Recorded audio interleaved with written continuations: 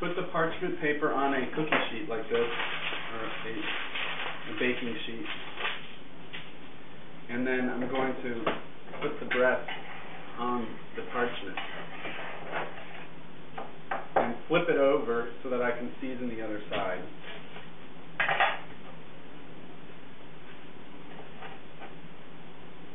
And I've got still retained here the basic shape of the pan, so that when I press it out, I can still retain that square shape. That will help it. It'll be easier to manage it when I'm cutting the rounds. So it should be about, I don't know, I would say almost an inch thick. Not quite.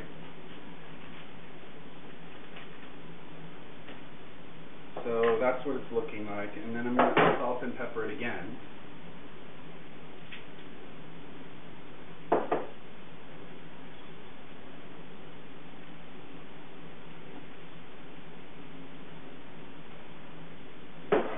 Alright, now that I've gotten it into this shape on the cookie sheet, salted and peppered, I'm going to let it chill in the refrigerator for a while, so that when I cut it in rounds, it's it's harder and congealed, and I cut it out, and the rounds will stay circular.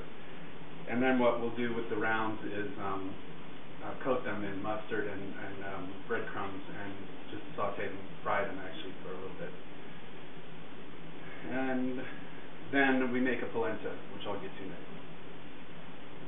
So anyway, what I'm going to do is just fold this parchment over, because most of us don't have the space to put a whole cookie sheet in our refrigerators. So I'm covering it with parchment, and I'm going to lay it on the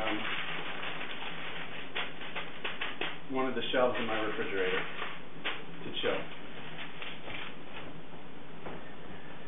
I'd also like to point out that once you have deboned and decartilated the veal breast, you will have quite a bit of cartilage and bones left. And you could discard it, but this, now that it's been separated, would make another great veal stock. So next time you'll have some veal stock to work with. So I'm going to put it in a stock pot and put some leeks, carrots, onions, thyme, parsley, and a few peppercorns, and I think that's it. And I'm going to simmer this for probably about, I don't know, 4 hours, and then strain it, and then I'll have a wonderful veal stock to use as a base for any number of sauces or dishes that I might choose to make later. Now I'm going to make the polenta. The polenta is going to be in a disc, and it goes underneath the disc of the veal breast. And what I need for that is 3 cups of water, 2.5 cups of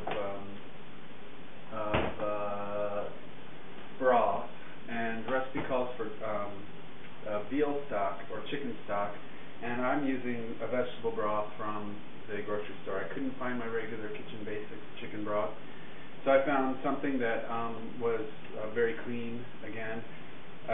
This brand, they do make a chicken stock, but I wasn't convinced that it would taste as clean as something like this. And this is just basically filtered water, organic carrots, organic tomatoes, organic celery, organic onions, garlic, leeks, sea salt, bay leaves, parsley, and thyme, which is what would go in my chicken stock broth anyway. And there are other things that make the polenta rich. So I'm going to put 3 cups of this, 2.5 cups of this, then bring that to a boil, and I'm going to be putting the polenta in, which is 1.5 cups, and what else will go in will be some butter, some sour cream, which I'm using in substitution of mascarpone, which is an original recipe, which is an Italian soft cheese. But I feel that this will give this is sort of an everyday item that we all can keep in our refrigerator. We'll use 2 tablespoons of it, and we'll use it on other things. Whereas a mascarpone, you'll use 2 tablespoons of it, it'll grow some mold, and you'll throw it out. So half a teaspoon of chopped garlic. The garlic in this instance is going to be a very just little bit of a scent of garlic. You don't want a really strong garlicky taste. And in fact, I was surprised at this recipe because of such little use. That there's garlic use at all in this recipe. Throughout this book, I find garlic to be used very, very sparingly, and I think it's very French sentiment that the flavors should really not overpower one another, and garlic tends to be very overpowering. You'll find it in much more abundance in Italian food, which, Italians tend to be a little more boisterous, and the food reflects that. So anyway, there is garlic. So I've got my water boiling, and I'm going to add my polenta. And the secret about adding the polenta now is that you've got to continuously stir as you add it, because otherwise it'll lump up. So you just kind of add it like that. You don't really kind of add it all at once.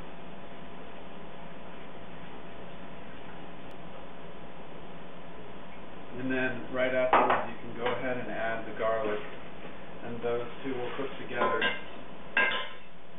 for a while, actually about 30 minutes. You don't have to stir it for 30 minutes, but you do need to stir it in the beginning to make sure that it doesn't lump up. Once it's kind of all stirred in together, you can put it on low and cook it until 25-30 minutes, until it's pretty stiff. Then you're going to add the other ingredients. So this is some veal stock that I've been preparing.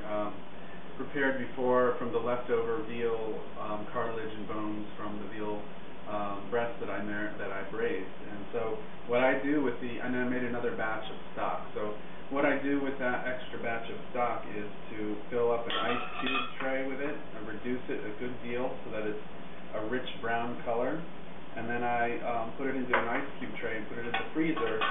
And what that does is give me little portions of veal demi-glace that I can use whenever I want to flavor anything from some sautéed greens to rice, or you could even throw a cube into some mashed potatoes.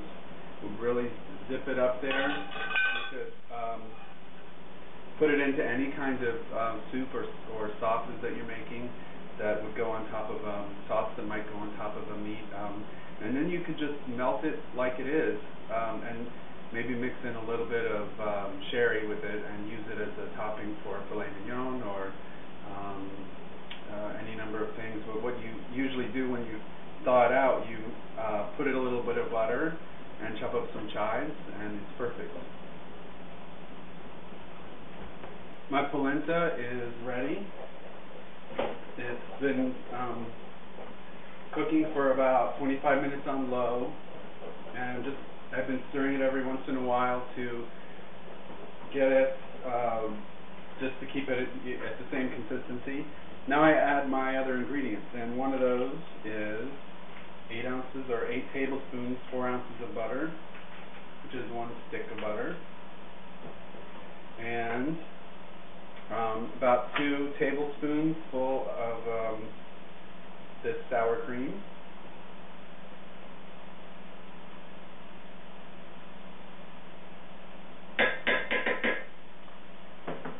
and salt and pepper to taste. This is just the start. I'll taste it in a minute.